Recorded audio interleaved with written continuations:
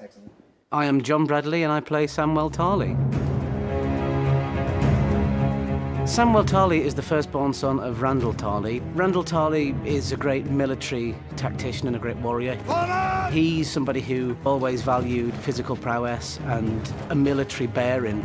Samwell's never really subscribed to that worldview. He's always been very sensitive and very academic and very bookish. So he develops this plan to ship poor Samwell off to Castle Black. What in seven hells is that?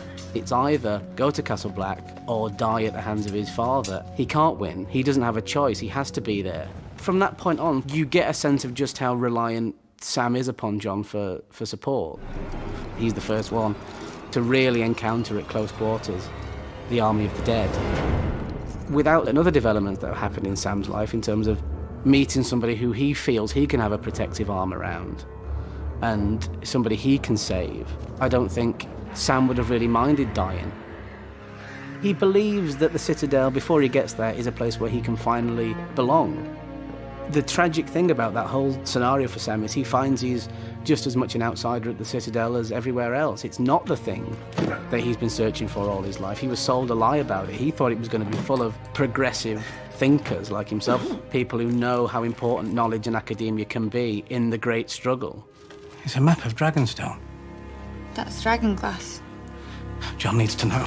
He's so excited about that because he feels that that is him starting to repay that debt and starting to repay John's faith in him. All these manuscripts and scrolls are rotting away. I need you to make copies of them. Sam's a very, very proactive character, and that's why he decides to leave the Citadel, because when they start interested in anything progressive or anything proactive... Samwell Tarly. I wasn't sure if you'd remember me. I remember everything.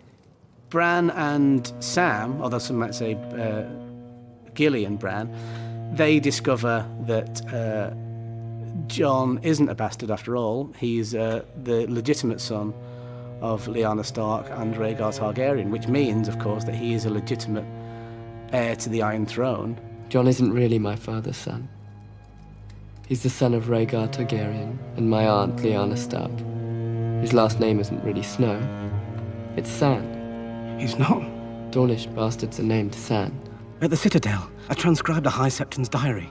He wed Rhaegar and Lyanna in a secret ceremony. A lot of people have kind of talked about the fact that Gilly found that piece of information, and Sam's never really credited for it. Sam's always said it was me that discovered that, and him and Bran have devised it between them. But, you know, Jorah Mormont gets back to Daenerys and doesn't tell her that Sam's the one who cured him of grayscale. So I think that in the course of the universe, the right amount of credit is being dished out. It's just maybe being dished out for the wrong deed, if you know what I mean.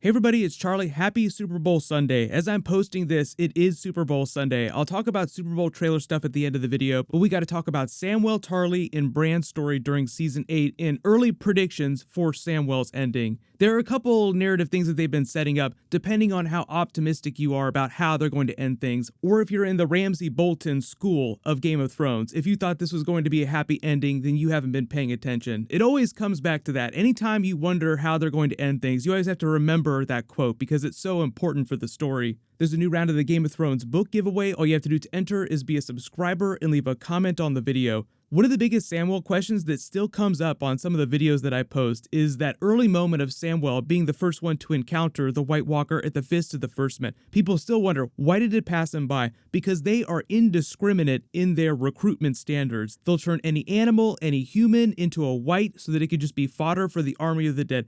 That's the whole beauty of the Army of the Dead. They turn everyone against themselves. So there's really two narrative justifications that I can see for George R. Martin to write that moment where the White Walker passes him by, lets out a cry in Scroth. That's the name of their language. They actually do speak, but you've only ever really heard the White Walker speak. You've never heard the Night King speak. But they do have a language. When they speak, it sounds like ice cracking. The person that developed the Dothraki and the High Valyrian languages for Game of Thrones also developed a Scroth language for the White Walkers, but the showrunners, Dan and Dave, decided not to use it because they felt like the White Walkers were more terrifying if they did not speak as much. So justification one, just on a practical level, the White Walker could have sensed the dragon glass that Samwell had on him, because this moment was happening right after they found the dragon glass and the broken horn at the Fist of the First Man. Samwell put some of the dragon glass in his pocket, which is what he then later used to kill the White Walker when he was trying to save Gilly. The other reason, and I think the better justification, at least on a narrative level, is that George R. Martin wanted Samwell to feel pathetic in this moment. Like, no one valued him.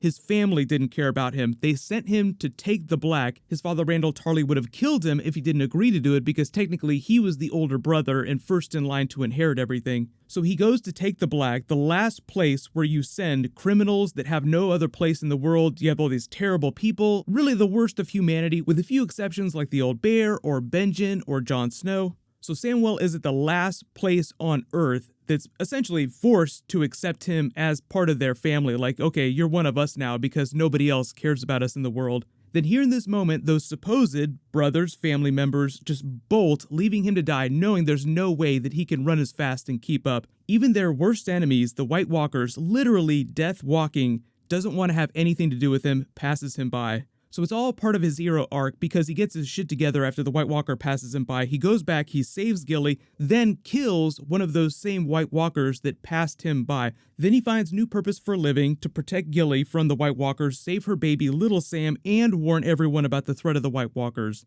So as John Bradley says, Samwell feels like everything he's doing during Season 7 and now during Season 8 is repaying debts to the people who either helped him survive or legitimately saved his life, like Jon Snow, or former Lord Commander Mormont when he helped cure Jorah Mormont's grayscale. He already delivered the news about the dragon glass to Jon Snow, so that was a big debt that he repaid. Primarily why Jon went to Dragonstone during Season 7, to form the alliance with Daenerys because he wanted some of that sweet, sweet dragon glass honey. But the strategic alliance against Cersei was also part of the reason, but I think, the real justification for Jon was the dragon glass itself and the army of the dead. Like, this is the only thing that matters. None of this bullcrap that's going down in King's Landing. We shouldn't care about that. We should be focused on what's happening north of the Wall.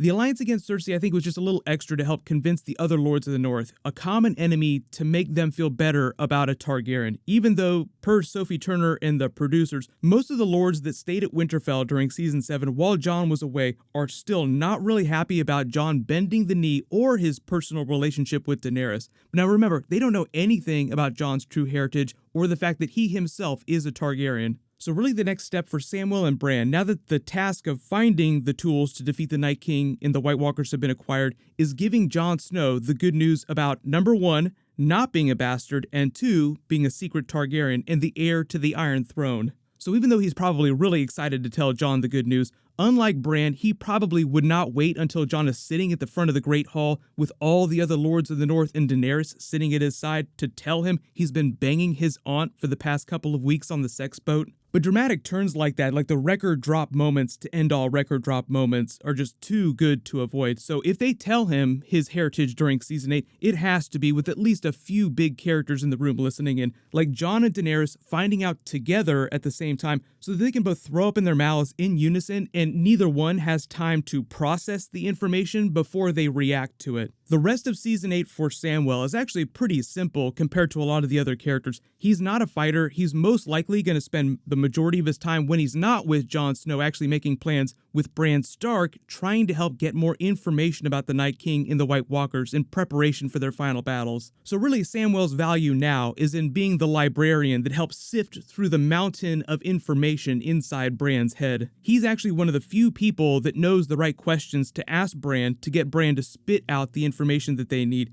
They established during Season 7, at least on the show, that the way Bran's three-eyed raven knowledge works is that there's so much of it, he can't distinguish what's important and what's not. He remembers literally everything. So just like a library or even like your Netflix homepage, you have to give very specific inputs in order to get the information that you want to get useful results. Otherwise, just like Netflix, he'll just give you a whole lot of bad movies. I'm sure you can make a meme about Bran just taking Jon back into the past and showing him a lot of bad movies, just random unimportant people through history walking around doing absolutely nothing. So Samwell's role and what he's been doing, and his arc in particular, is one of the reasons why he's the least likely characters to die. The Night King can still destroy Winterfell while he's in it, so he's not totally safe, but he's not going to be engaging in any psychic wizard battles with the Night King like Bran is, or charging the field of the White Walkers with Jon Snow and their armies. So early Samwell Game of Thrones finale predictions, without having seen more footage yet, narratively, it makes the most sense that he would survive as one of the few keepers of all this important knowledge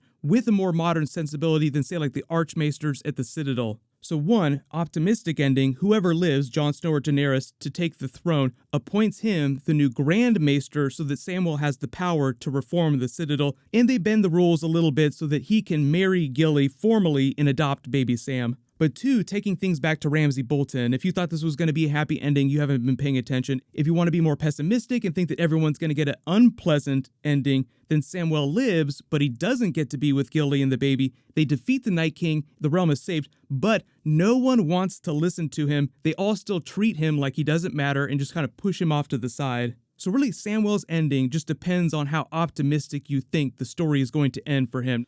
I don't think it's going to be the same across the board for all the characters. Like, some people will get very unpleasant endings. There will be like a couple happier moments, but I'm not expecting a blanket happy ending for everyone. Like, that's just not how Game of Thrones works. But post all your predictions for how Samwell's story ends on Game of Thrones this season. The Super Bowl is tonight, but the Game of Thrones social media accounts have been pretty quiet, so I will be surprised if they do drop a trailer. What they might do is just wait till next week or a little bit later. So no worries, whatever ends up happening, I will totally make a video for it. There'll be a bunch of other big movie trailers as well, so just look out for that stuff. As long as you have alerts enabled for my channel, you'll see the videos when I post them. Congratulations, Ivan Rodriguez. You're the giveaway winner from my last big Game of Thrones video. Please email me on the About page of my channel so I can get your details. Click here to rewatch my Game of Thrones Season 8 teaser trailer video and all the Easter eggs, and click here for all my other Game of Thrones Season 8 promos and teaser videos. Thank you so much for watching. Everybody stay awesome. I'll see you guys tonight.